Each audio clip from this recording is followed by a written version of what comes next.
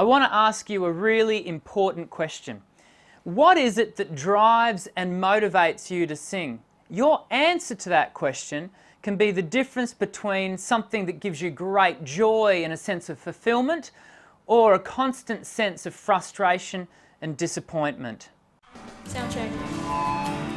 Check one, check two. Hi, my name is Dr. Dan. Welcome to Voice Essentials, where we develop your voice and improve your sound. You know, I think most of us as singers start at a place with our singing where it's a part of the development of our psyche, our ego as young people. I remember when I first started to sing, a big part of my singing was wrapped up in the fact that I got so much appreciation and social acceptance from the fact that, hey, I was a singer. And there's nothing wrong with that. But in order for any singer to mature, you need to actually develop beyond that. Because here's the deal, not everyone is going to love your singing. And so it's important for you as a singer to develop into something deeper, to be able to drill down a little bit further past that, what is ultimately a relatively shallow level of ego development, and dig a little bit deeper.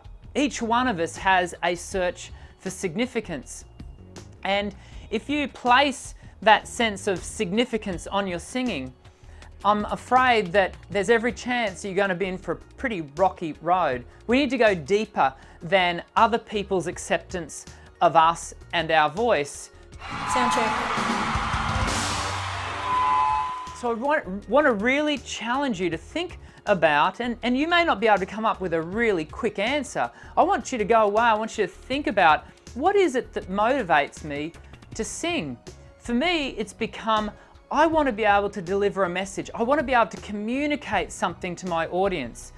Now, that doesn't mean that every audience member is going to walk away having loved what I do. But if there's one person in my audience that I can really connect with, and that person can walk away with a seed of hope, as by virtue of the communication, that sense of dialogue that we've had in that moment, then I can walk away a really satisfied singer. Sound check. So here's some homework. Over the next few days, I want you to contemplate this single thought. What would you do if you suddenly could no longer sing? What impact would that have on you as a human being? I know I've contemplated this question, and when I first contemplated it, the results made me quite unsettled. I suddenly realized that my ego, my sense of worth, was wrapped up in this idea that I was a singer. But my worth needs to be wrapped up in something greater than that. And I want to encourage you to really think through, what is your worth wrapped up in? Because when you get to the bottom of that question for yourself, I think you'll find out that there is something deeper that can motivate your reason to sing. It doesn't simply need to be because of the adoration that you receive in Western society for being nominated as a singer. I hope today's discussion and what is really talking about sort of the bigger issues of singing have been helpful. I want you to leave a comment. Maybe you could talk us through in the comments section below, you know, what is it that you came to in thinking about it? We would love to share the journey of that process with you.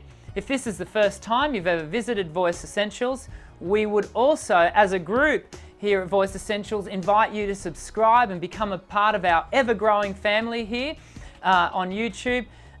We are a great bunch of people. We love singing, and we love talking about not just the psychological aspects, the psychology of singing, but we, as you'll see, if you can jump onto the channel, you can see there's a whole heap of stuff there on technique and performance, and we'd love you to be a part of our Voice Essentials family.